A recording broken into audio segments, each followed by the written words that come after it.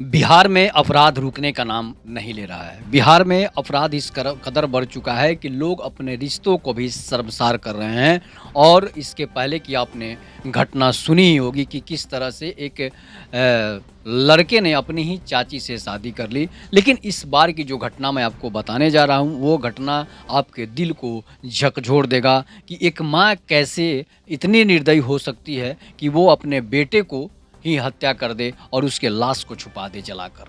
ये घटना पूरे घटना जो है मैं आपको बताने जा रहा हूँ कि बाढ़ इलाके का ये घटना है।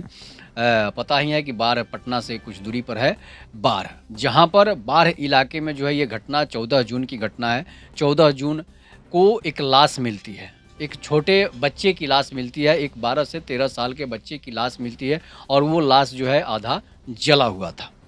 और आरोप लगता है कि उसकी माँ ने ही उसके लाश को जलाया है। तो समझिए कि आपको कैसा महसूस होगा कि इन रिश्तों में, जिस रिश्तों में अपना खून होता है, उस रिश्ते का खून कैसे एक माँ कर सकती है। क्या वो माँ है या फिर वो राक्षसीन है। इसलिए मैं आपको बात कर रहा हूँ कि बीपीएससी शिक्षिका है, पढ़ी लिखी है और उसके बाद ये घटना कर दे तो समझिए कि किस तरह से उसके दिल पर बीतेगी, जो लोग माँ के रिश्ते को कलंकित कर रहे हैं। तो बीपीएससी शिक्षिका रोमा कुमारी, जो अपने होने वाले पति जो थे, उनके पति जो थे, जो पहले से जो पति थे, वो अपने पत्नी रोमा कुमारी को पढ़ा लिखा कर बीपीएससी शिक्षक बनाते हैं।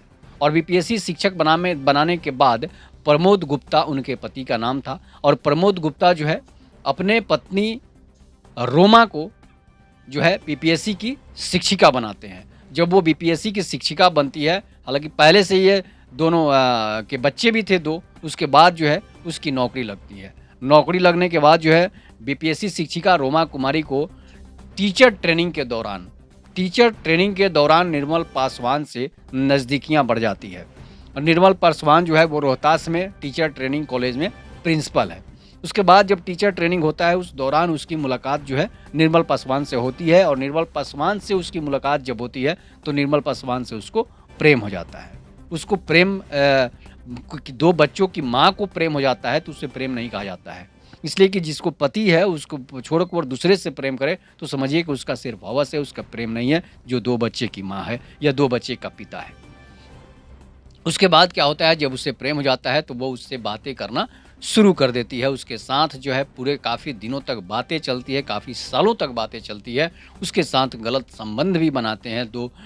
वो लोग जो है रोहतास जाकर ही संबंध बनाते हैं। पटना के होटलों में, कई होटलों में उसका लिस्ट है, बायोडाटा है कि वो वहाँ पर जाकर उसके साथ निर्मल पासवान के साथ जो है संबंध बना चुकी थी। उसके बाद अलग अलग कमरों पर जाकर विद्यालयों में तक जो है वो गंदा काम कर चुकी थी। उसके बाद क्या होता है कि उसके पति प्रमोद गुप्ता को इस बारे में जब पता चलता है तो प्रमोद गुप्ता इसका विरोध करते हैं।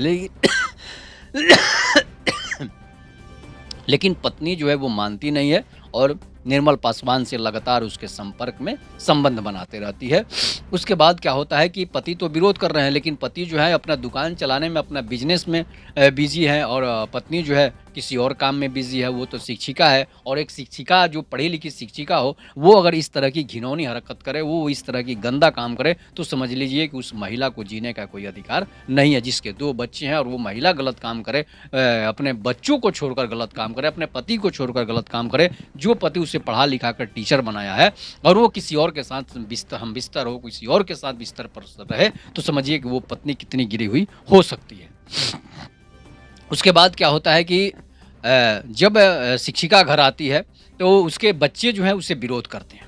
उसके 12 साल और 10 साल के बच्चियां और बच्चे जो है उसे विरोध करते हैं कि मम्मी ये काम तुम मत करो, पापा जिंदा हैं। लेकिन उसकी मम्मी जो है मानती नहीं, अपने बेटे की बात को नहीं मानती है। इस तरह की मम्मियां आज पैदा हो रही हैं। जब वो अपने बेटे की बात को नहीं मानती है तो अंत में क्या करती है कि अपने बेटे का इतनी पिटाई कर देती है, इतनी पिटाई 14 जून को कर देती है कि बेटा की मृत्यु हो जाती है।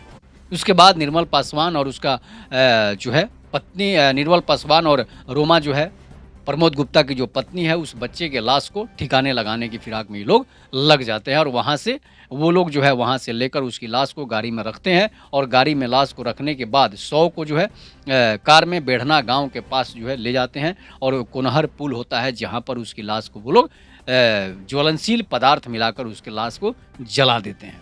आधा लाश जल गया होता है, इसके बाद वो लोग उस लाश को जलाकर वहाँ से चले जाते हैं। उसके बाद जब इसके पिता को पता चलता है, बेटी बताती है कि पापा प्रमोद गुप्ता से बताती है कि पापा भैया की हत्या जो है मम्मी ने उसकी जान मार दी है, मम्मी ने उसकी हत्या कर दी है, पीट कर उसे मौत की नींद सुला दी है। प्रमोद गुप्ता को इस बारे में जब पता चलता है तो वो थाने में शिकायत लिखाते हैं। थाने में शिकायत लिखाने के बाद जो है पत्नी रोमा गुप्ता को अरेस्ट कर लिया जाता है और उससे पूछताछ जब होती है तो वो बताती है कि हम अपने प्रेमी निर्मल पासवान के साथ मिलकर जो इसकी हत्या कर दी है और रिश्ते को हमने कलंकित कर दिया है। ये निर्मल पासवान, ये प्रेम क्या चीज़ है, अब इस बात से आप अंदाजा लगा सकते हैं कि एक बुढ़ी महिला को जिसकी 2 बच्चे हैं उससे प्रेम कौन करता है? कोई नहीं कर सकता है। होता है प्रेम, लेकिन ये प्रेम कैसा है कि अपने ही रिश्ते का खून कर दे, अपने ही बेटे का खून कर दे। कहा जाता है कि माँ और बेटे से बड़ा रिश्ता दुनिया में कोई नहीं होता है, माँ और बेटे का प्यार से बड़ा दुनिया में किसी का प्यार नहीं होता है। और उस प्यार को कलंकित कर दे, वो माँ नहीं है, वो जानवर है, राक्षसीन है, जो अपने बेटे की हत्या कर दे, उसकी लाश को छुपा दे, उसके बाद उसकी लाश को जला दे, तो वो उस महिला पर क्या बीतेगी? उस महिला को आप क्या कह सकते हैं जो इस तरह की घटना को अंजाम देती है?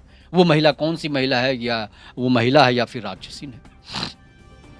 उसके बाद पुलिस जब लाश को ढूंढने निकलती है तो देखती है कि लाश जो है पूरा जल चुका है, उसका कोई अंग नहीं बचा है। उसके बाद उसके कपड़े और उसके हड्डी जो बचे होते हैं उसके डीएनए से उसको पता किया जाता है कि हाँ, ये रोमा देवी का ही बेटा है। उसके बाद पुलिस उसे अरेस्ट करती है, गिरफ्तार करती है। सारा मामला जो खुलता है सिर्फ और सिर्फ अपनी हवस को बुझाने के लिए, अपनी हवस की प्यास को बुझाने के लिए निर्मल पासवान के साथ मिलकर जो है इस महिला रोमा देवी ने अपने बेटे की हत्या कर दी।